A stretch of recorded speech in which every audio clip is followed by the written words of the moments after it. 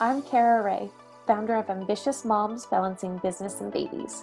I'm a mother, a stepmother to 3 beautiful children. I'm a wife and a proud entrepreneur. I'm a mindset coach specifically for mothers who desire to strip the mom guilt and own their ambition in business and family life. The Powerful and Uncensored Mompreneur podcast is for the ambitious women and mothers who are ready to rise together and empower one another.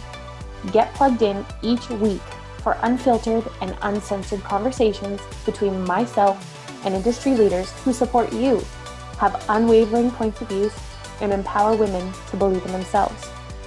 We will be discussing business, spirituality, energy, strong points of views, manifestation, and what I like to call breaking the stigma topics. Conversations that will no longer be silenced. This is a safe place to reclaim your power of being a woman. Let's dive in.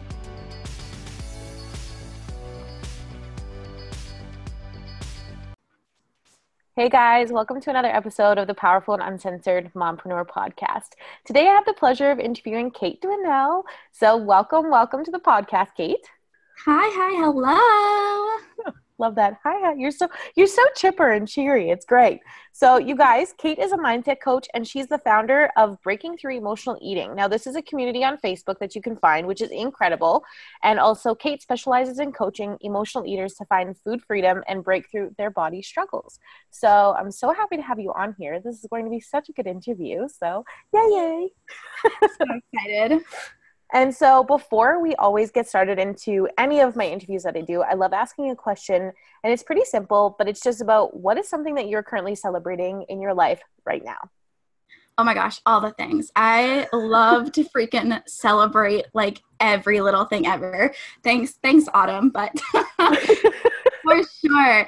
I am celebrating. Well, today I just finished a photo shoot and it was brilliant and amazing and just so freaking beautiful. And I'm just so stinking excited to just see the pictures come back. And I saw a preview of them and they were just gorgeous. And I'm just celebrating that. I'm celebrating like life. I'm celebrating my business. I'm celebrating just all these amazing things. I feel a huge shift coming and I'm celebrating this new change in whatever it's going to bring me.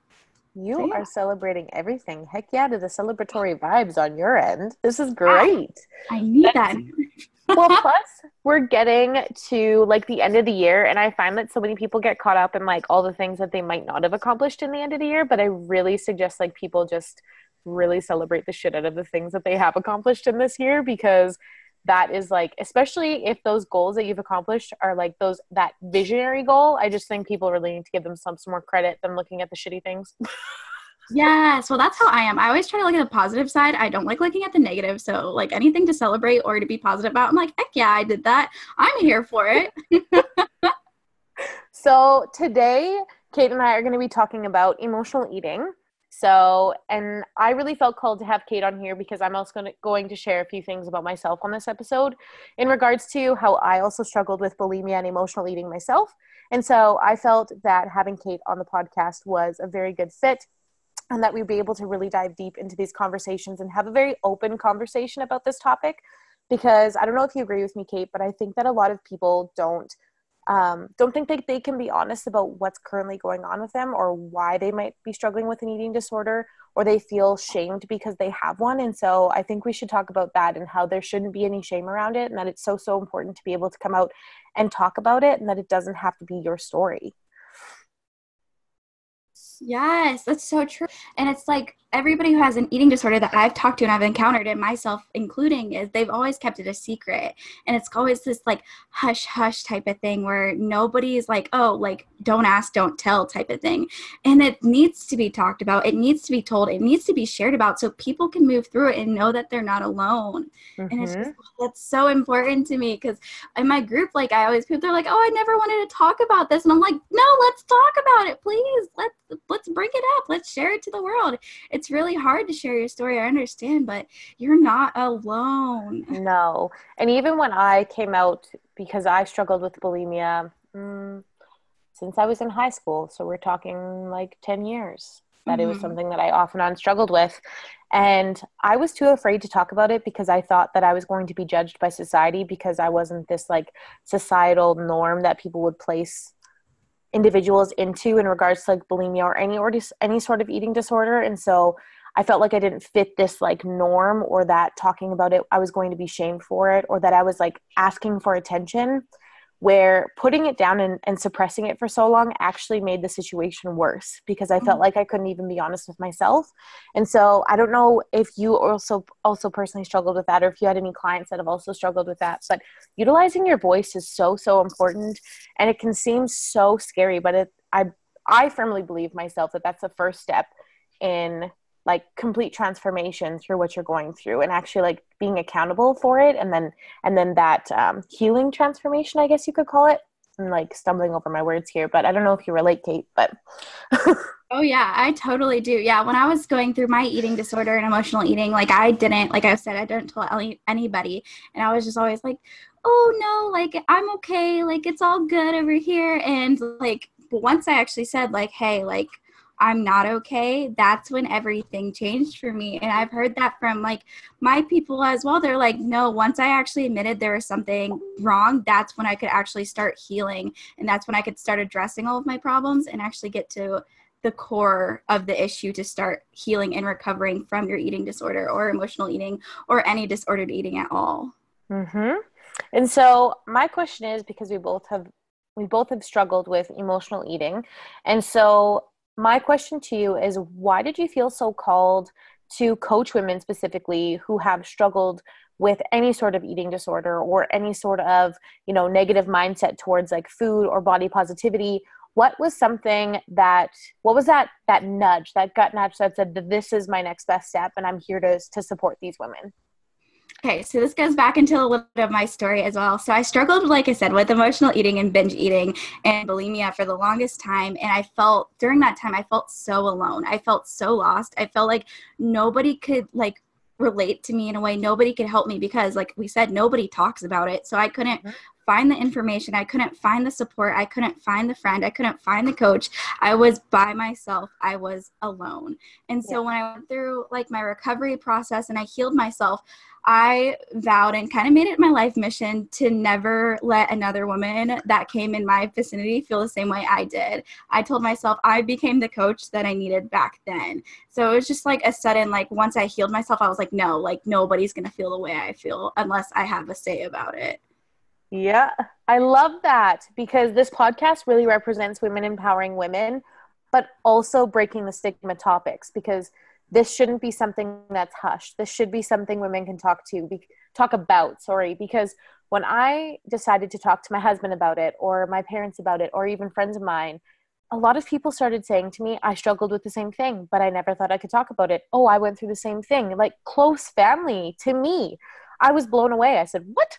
You did? No way. And so, and they had all decided to start, not decided, but they had shared a few struggles that they had gone through. And so it made me feel like I wasn't so alone, but it also made me so sad that so many women felt like they couldn't talk about it, and that silence was the best option, because it's not, because mine turned into like an overcompulsive, it was an overcompulsive disorder basically, which then from there, because I was embarrassed about that, it just turned into me hating food. It didn't matter what the food was, whether it was vegetables or if it was McDonald's. It did not matter. I hated eating food. I hated anything to do around it. I couldn't even sit down and enjoy like a drink or even ice cream. I'd be like, oh, I really want this. I really, really want this. And then I'd sit down, and before I even put it in my mouth, I would be upset about it. And I'd already think that I need to like not have this in my system. It was horrible. It was horrible to even think back of how that made me feel, because it was really difficult like working through that. And so yeah, I don't know. I just went on a tangent. See, guys, we're going to go on a few tangents through this. I'm a tangent queen, so I'm here for it. But yes, that is so freaking real. It's so hard. And especially being like actually in the eating disorder or dealing with disordered eating, you feel like you can't control anything, or you feel like you can't eat anything. And it's so real. And it breaks my heart, like you said, because when I talk to people and tell them what I do, I'm like, oh, like I coach emotional eaters. They're like, I need that in my life. And I'm like, yeah. And it's like everybody I hear that from, and it's really sad. And it's like, I love what I do. I really do. But like deep down, I wish I'd there was no place for me to kind of have this job, because that means nobody would struggle with emotional eating and eating disorders, because it just breaks my heart into a million pieces just to know like it's still a thing. But yeah.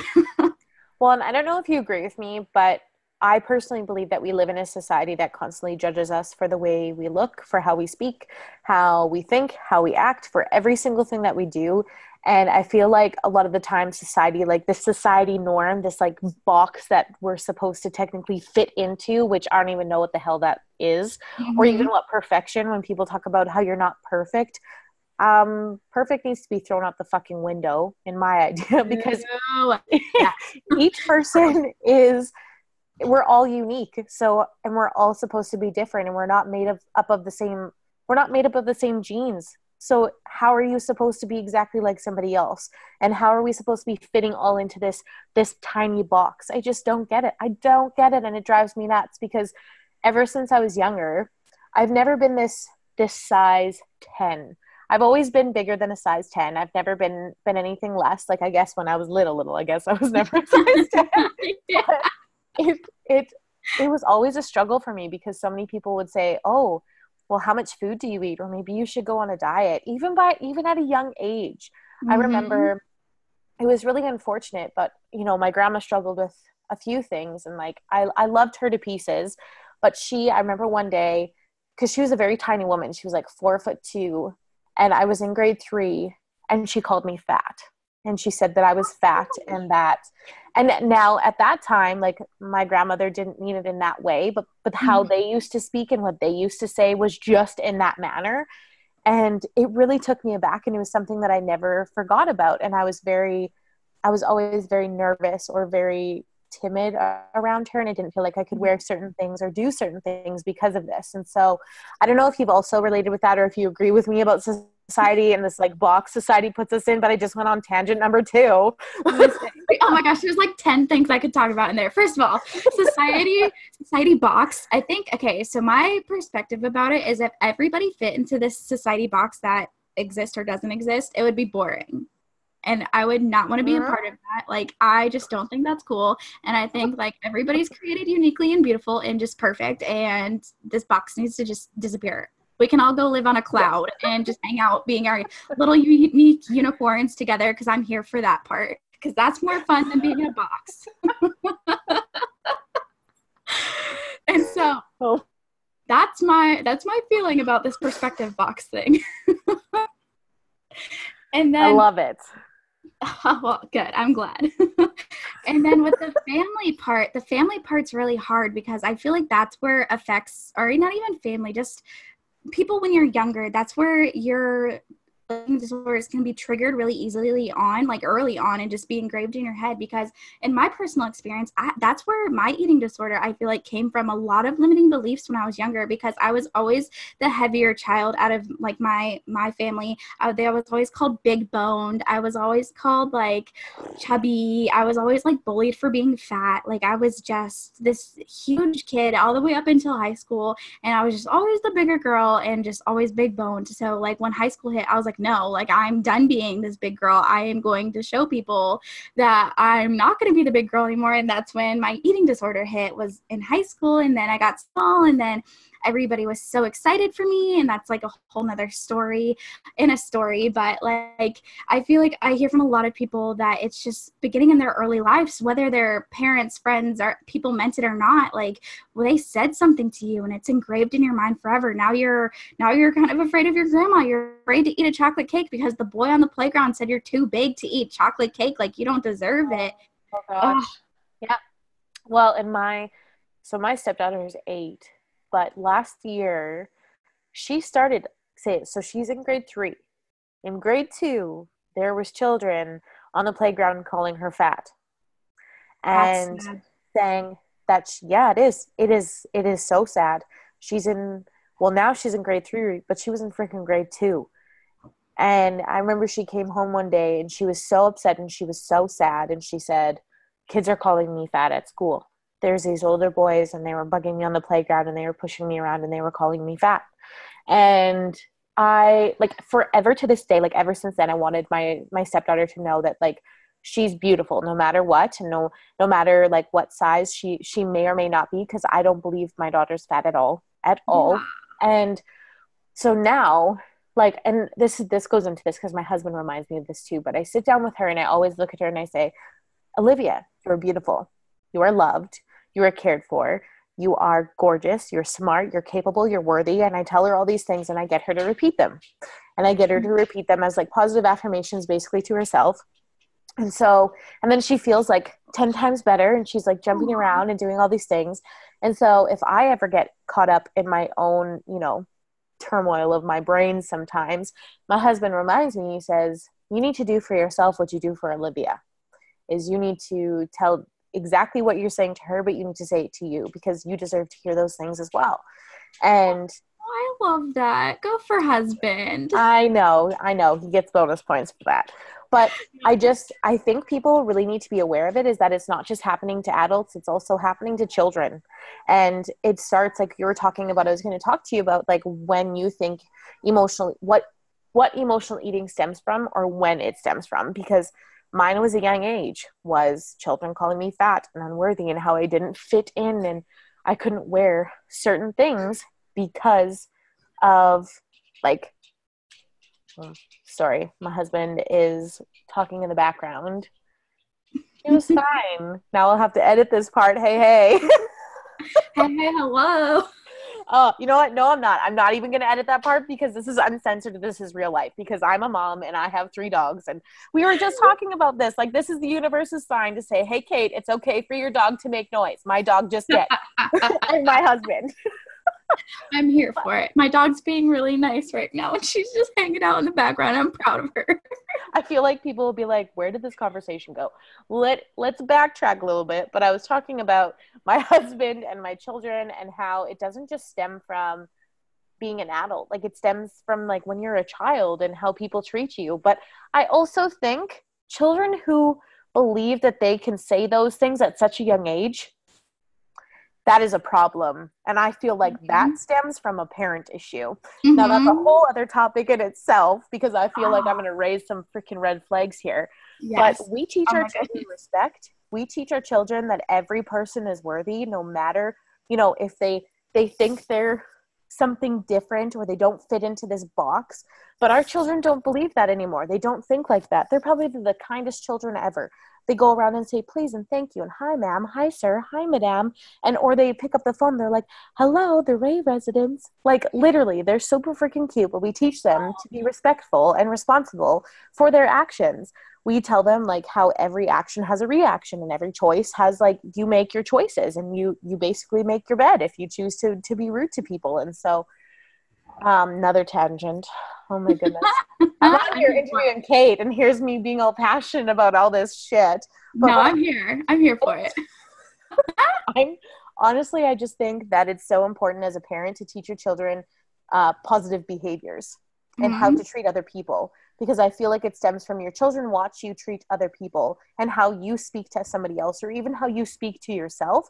And so I think it's so important, and parents need to check themselves a little bit, or even anybody needs to check themselves a little bit around younger children, because they hear you and they copy you and they mimic you. My freaking one child is 1.5 years, and oh yes, she says a lot of things that she shouldn't because she listens to mommy. So mommy has to be very careful with her words now. And so it's volumes. Like, if your child is doing something like this and is acting out and doing something, it is stemming from an issue that is happening in the home. Yes. I firmly believe it. I just mic drop. It's so no stinking true, because it's funny. Even around kids, like, my mom used to tell me when I was, like, older, I think around middle school and high school age, if I said something like, you know, about Santa Claus, and they were like, oh, little ears around you. And I feel like parents need to do that nowadays, or like adults need to do that. When there are little ears around, don't say some things. And it's just that fires me up. And I'm not a parent, so I have I don't know yet about parenting and stuff, but I know what you should and shouldn't teach your child, and you shouldn't teach your child how to be an ass. Sorry, not right? sorry. Like, that's just how I feel. Like, there's some parents I'm like, you just said that to your child? Like, Oh, And it's like, they're so mean, some of them. And like, okay, yeah. again, like, I'm not a parent, but like, I know how to be a decent human being. And it's just, oh, that just fires me up. I personally don't think you need to be a parent to know what respect is. I personally don't. True. I don't think you need to be a parent to know what that is. I think you just know what respect is, or you don't, or you choose to Hmm. just pretend like you don't. And it's like, I don't know. We are kids, like even when I was younger, because I was bullied from probably the age of like grade 2 all the way up until grade 7, like Hmm. really, really, really bad. And I remember going to my parents and saying, like, I can't do it anymore. I can't do it. I can't be surrounded by these people anymore. Like this is destroying me. It is destroying everything about me. And I said, if I'm here one more year, like I don't think I can be here anymore. Like I cannot make it through another year with these people. Hmm. And then I made that big decision when I was honest though. Like I think this is a big, huge point that I need to make here is that when I spoke my mind, when I spoke up and I stood up for myself, that's when things started to change. That's when I started taking my power back and I started finding people who were actually my people, who were friends, who respected me.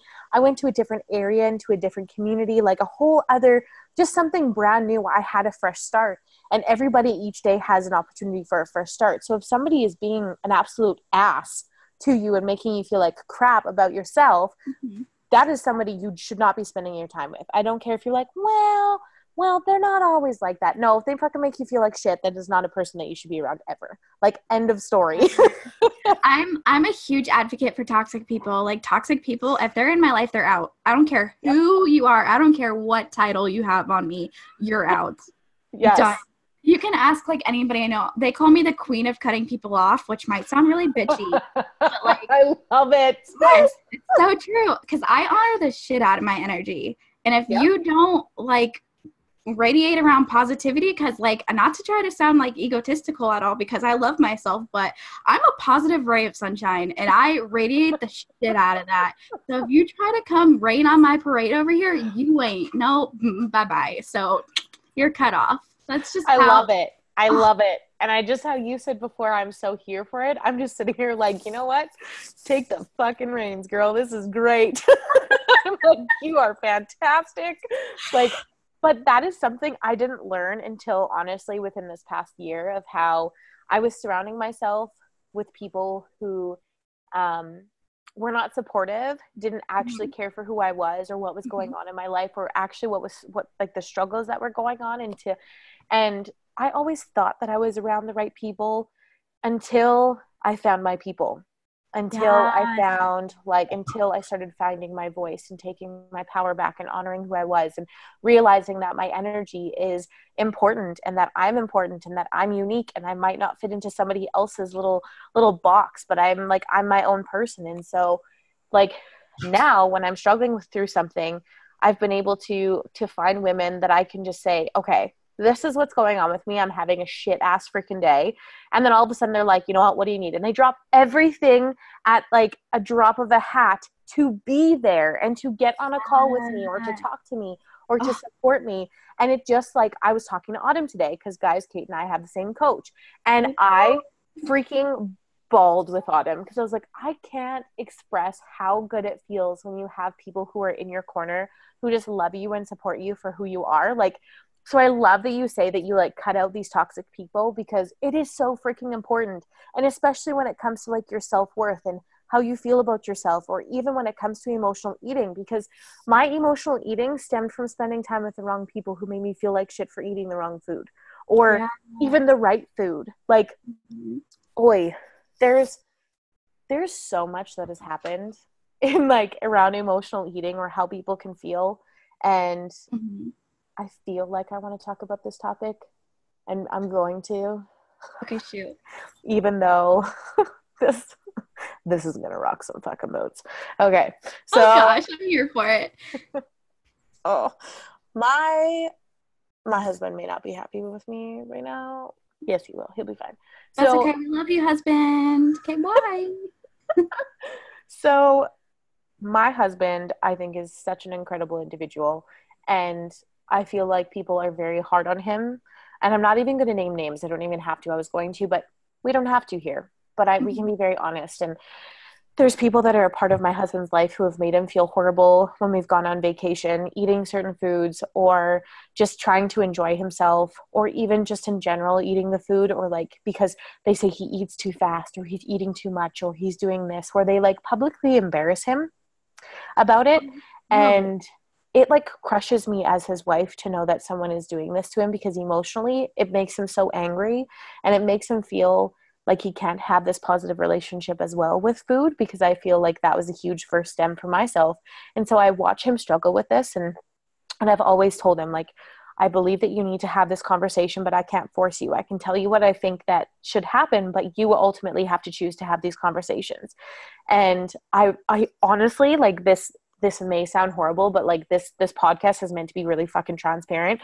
And I like, people were coming at me and saying, oh, do you notice this? Do you notice this? Do you notice this? That like, then I was starting to pay attention to what pissed other people off about my husband, that I was like, oh, maybe you do eat too loud, or maybe you do this. And then I was like, what are you doing? Like, it wasn't even me. It was somebody else's insecurities, or somebody else's, like, basically like this mirrored, what is it? What is the word I'm looking for? Like, this mirrored uncomfortability they had with themselves, that I basically was like taking on for them to talk to my husband. And I was like, I can't do that. Like, I'm his wife and I'm his best friend, and I can't do that, because I don't think he has a fucking issue. I think you have a fucking issue. Like, this is uncensored, by the way. So there's going to be a lot of swearing in this episode, I feel. But that's okay. But I feel like people shouldn't be passing judgment on like what food you want to eat, because it's your body. Like, you get to choose what you want to do to your body. And obviously people want you to like have to be healthy and everything, but ultimately it's your freaking choice. And so if somebody wants to go eat 5 burgers, I may be like, oh, I'd feel like a pile of poopsicles if I did that. But they might be like, I feel great. Exactly. And that's sorry. Go ahead. Sorry. No, go ahead. And that's the thing too, is I also want to side note also, emotional eating does affect men as well, like just and eating disorders, like it's so huge, like for men. And it's like, and it's scary for women just to even come out, but it's like, I feel like it's even scarier for men sometimes, because they're supposed to be these like manly men who don't have problems, but it does affect them too. And I feel like not many people address it, and it's sad. Oh, so that gets me. It does. And that's why I wanted to talk about it, because men do struggle with the same thing, or people say things to them. And sometimes I think the biggest point is people say things and they don't even realize that it can hurt somebody. Yes. I don't get that. Like, I don't understand how people don't have like a filter, because if I say something even remotely, even close to hurting someone's feelings, I'm always like, I'm so sorry. Did that bother you? I'm so sorry. I love you so much. Like, I didn't mean anything bad. The thing that I said to my dad the other day, I said, why does my brain tell me that was a bad idea, but it doesn't tell somebody else's brain that was a bad idea? Oh my gosh. Me. Like, me and my husband, it's so funny. We'll be like out, and I'm like, how the hell did someone just say that to someone? Or like, how do you treat somebody like that? And like, especially like when we're like out in restaurants and like people treat servers really shitty. And I used to be a server. So like that grinds my freaking gears to the end of the world. But like how people can be so rude, and it's just like, how do you treat somebody like that? That's a human freaking being. Like, even the people at the mall, I don't like the people at the mall that stop you, but I at least have a freaking conversation with them. Yes. There's a difference between there might be something that you don't necessarily like, but that doesn't mean you need to be an asshole about it. Yes. It doesn't mean you need to change who you are. If what feels good to you is walking away, then walk away. Like, if that's just what it feels like to you. But ultimately we have a choice. You can come at it in this like positive, like abundant state, or you can come at it as like this asshole lack state, where you're mirroring all of your own personal like issues, I want to say, like your own personal limiting beliefs, you're like mirroring onto other people. And I think when it comes to like, especially with my eating disorder, when I decided to come out and be open about it, it was difficult, but it was something that needed to be talked about, because I was so done with just like constantly sitting in my own head and feeling like I had only myself to talk to, and this like constant turmoil. And I remember when I went to the doctor, so many people are so scared, and I'm so thankful that I have the most incredible doctor, because I literally, for years of my life, had physicians, that would call me obese or morbidly fucking obese. Yeah. Or tell me that, literally, the middle of the time that I was getting stitches in my leg, it was froze. I could feel everything. I was like, I can feel that. Like, I'm not supposed to feel this. He said, you froze it. And he was like, well, maybe it's just because of your weight. I gave you this much. And he had said this comment to me that has stuck with me forever. Oh my God. And I remember my stepdad was in the room and he said a very inappropriate comment to the physician. However, it like totally changed everything. But it was just one of those moments where I was very uncomfortable going to the doctor or speaking my mind or talking to anybody about that until I found an incredible physician. Until the physician I have he looked at me, he's like, how the hell can I take one like scale, this idea that, you know, we're supposed to put everybody into this box and everybody's supposed to fit into this, like, oh, if you weigh this much, then you're normal. If you weigh this, then you're obese or that you're morbidly obese. He's like, how the hell can I put somebody who's like 6'2" and somebody who's 5'10" in the same fucking box? He's like, I can't do that. He's like, so when I look at you, I don't think you're morbidly obese. He's like, I can talk to you and say, well, I think you're overweight and you're not going to be offended by that because you already know that. And I was like, yeah, I do. Like, thank you. Thank you for not making me feel like I should be hospitalized or that something is wrong with me or that like I need more help than I need. And even people who have like, I'm not small. I'm going to be very transparent on here for people who don't know and who think maybe that I don't know. I don't want to sound really bad, but I'm 252 pounds. Mm-hmm. So I just hope people can relate is like, I'm not a size 2. I'm not a size 10. I'm speaking as a woman who has curves, who has rolls, who has stretch marks from freaking my vagina to my freaking breasts because that I also had a child. Like, I'm just being fucking really real with you. Oh my God, I love you. From all the way down there to all the way up here. Like, to your toes, to your nose. Oh my God. But like, I really want people to know that I'm not just blowing smoke here, that like, I'm trying to be really transparent and have a conversation about like how fucking important it is to love every inch of your body. I am 252 pounds of absolute gorgeousness. And it took me a long time to say that, but women need to do that. You need to look. I think it was Melanie Ann Layer, it totally was, who was like, have you ever had gratitude for your toes? And I was like, what? No, I've never had gratitude for my toes. And she's like, do you realize that without toes, you wouldn't be able to walk? And I was like, true.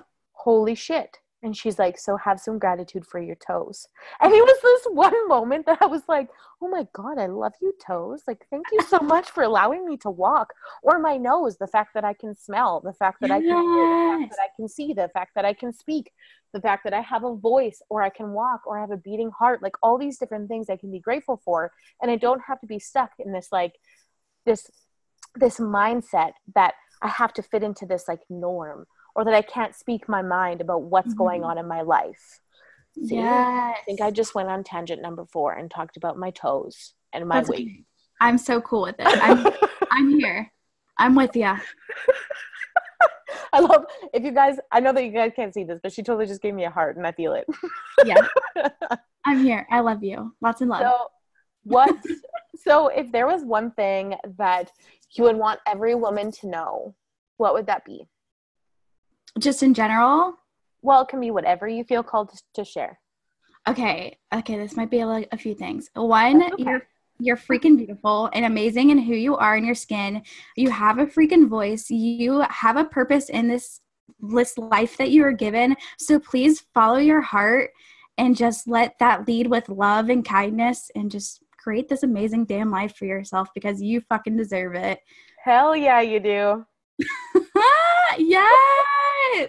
Oh my gosh. Say it with Kate. Say it. Say it. Say it. I'm here for it. Oh my gosh. I'm dying. This is great. This is a good conversation. We literally went from, talking about emotional eating to talking about weight and toes and oh dear. And just say it. Say it. Say it. Have you seen, there's like this video, it's like a Vine, I guess, where it says, "Get him, chicken nugget," and this guy like, running to like fight this guy, and his friend yells, "Get him, chicken nugget!" It's just so funny. And I don't know why when he said, say it, that Vine came in my head, and I'm like, "Get him, chicken nugget!" Now everybody who's going to listen to this episode is now going to have to go search "Get 'em chicken nugget," and then they're going to have to come back and tell us what they think about that. So please, you guys, if there is anything that you get from this episode, is about chicken nuggets. Oh yes. Oh my goodness. Oh my goodness. I'm crying. This is why I love having interviews, because we can talk about absolutely anything. We can talk about, our personal struggles with eating disorders. We can talk about being a woman and using your voice. Like, I want to touch on something else too. So I believe I was talking with, it was either Melanie or Elena Sanders. And we were talking about how like your womb and so like your two chakras, so they're actually like close knit together. So as a woman, like your womb and your voice, like business and pleasure basically. So like if you're not happy and content with the words that you're saying, that actually personally cuts off. And it's so important to actually speak your mind, because like if we're not receiving pleasure or happiness like in the bedroom or just in life in general, it cuts off our voice. And so if you're not being honest about like who you are as a woman or what's going on with you personally, mentally, physically, emotionally, and we might be sitting on here being able to laugh and joke about things, but we got to the point where we could actually have an open conversation about this and not feel judged and have this open discussion where we understand that there are women who still aren't there yet. And we were you. Like, we get you. I see you. I feel you. I have fucking been you.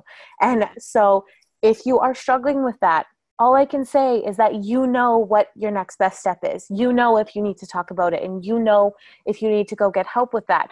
There was something, I had gone to see my physician, and all of a sudden he told me about this like eating disorder clinic that I had no damn freaking clue about that we had here. And he was like, yeah, not very many people know about this. I was like, why is this not talked about? Like, why do people not know that this exists? Because if I knew that this existed a long freaking time ago, they had like 24-hour programs. They had like 7-day programs, 30-day programs for whatever you felt you needed. You could just drop in. I'm like, women need to fucking know about these things and the resources that are available to them. And I even said to him, I was like, why is this not talked about? He said, not many people ask. That doesn't matter. It still should be told. Like, people should know that they have these resources. So I'm telling you, if there is something that you're struggling with, I guarantee you there's a freaking resource that is free to you that you don't actually have to go sit down with a physician for. You can do what feels comfortable to you. I just want women to feel empowered, and just like you, women to feel like they have this voice and to know that to love their body and like the body that they're in. Like, we get one fucking life. Yes. Why waste it hating yourself? Oh my gosh, I love saying that. I'm like, you only have one life to live. Yeah. Why waste it hating yourself? Like, be happy. Choose happy. Choose happy. I love it. Choose happy. From the sunshine glitter bubble over here. Choose happy. Get a chicken nugget. So before we go, what is something else that you would love to chat about? I love like keeping it open at the end. If there's something else you want to add on to, that you want to chat about, that you want to leave women with, like a mic drop moment, whatever you want to talk about. That's a little loaded question. Well, I would just say that basically you're not alone. Like like you were saying, I see you, I feel you, I hear you. We have been you, and we laugh about it now, but like, I feel you on a damn soul level. I know how much you're hurting. I know how hard it is for you. I know you feel like your life is in shambles and you feel controlled, but you're not alone. And when you actually speak out and look for help, I promise you, you will find exactly what you need to move on and to become the happiest version of you, because that's what you deserve. Like I said earlier, to choose to be happy, to become the best level version of you, and to just live your damn life the way that you're supposed to. Like, that's my biggest wish for you guys, is to just be the happiest, positive rays of sunshine you are, and cut off the toxic people, cut off the toxic beliefs, and just become you. That's just, that's just what I feel. I love it. It's good. And it says everything. And I think like we never joked about like anything around eating disorders because that's not who we are. Like we respect and we honor you and we know what you're going through. But Kate and I being able to have like an open conversation and sometimes be able to like laugh about a few things that we were just like overthinking about. It's good to be able to look back and realize how one situation seems so big and now it looks so minute. And so if we're here, like can be a very vulnerable topic for some people, and so like we said, we see you, feel you, hear you, we honor the shit out of you, and all of this information is said with all the love in our heart. It is said with all the kindness and love, and when we joke about things, we're joking to lighten the moments about things too, because we talk about some really tough shit. And so being able to joke about chicken nuggets and fluffy unicorns and glitter clouds, like I would love it. Bring it on, please, because that totally puts a different perspective on things, and that it doesn't have to just be this dark conversation. You can have a topic that's important and heard and listened to, but also this conversation that's warm and welcoming and healing, because I think that being able to talk with you and joke with you about other topics not relating to having eating disorders is important, because we're also human and we're not just stuck in this bubble about talking about one topic. And that's why I love the podcast, is because we can go through like everything, really. We can talk about anything we really want to. And so I love that we had this conversation. I love this conversation. This is a juicy episode. There's some mic drop moments. There's some fiery parenting moments. There's some moments about, oh dear, there's some good tangents going on. I'm here for it. And like, I always like to say, like, the best medicine is like laughter. So like adding in like the fun things just like makes you just happy, whether it's just a little bit of time, like that's better than nothing. Well, it totally does. And myself as a listener, there's podcasts that I listen to, and when people are laughing, like sometimes I can't even stop myself from laughing. I'm like rolling on the floor, just like, oh my gosh, this is so good. So I think laughter is so important on a topic such as this, where it can be like a difficult topic to talk about. And so I love that we have this lighter conversation, this ebb and flow and this ease through it. And so I just want to thank you again so much for being on the podcast. And so for women who resonated so much with you, where can they find you through social media?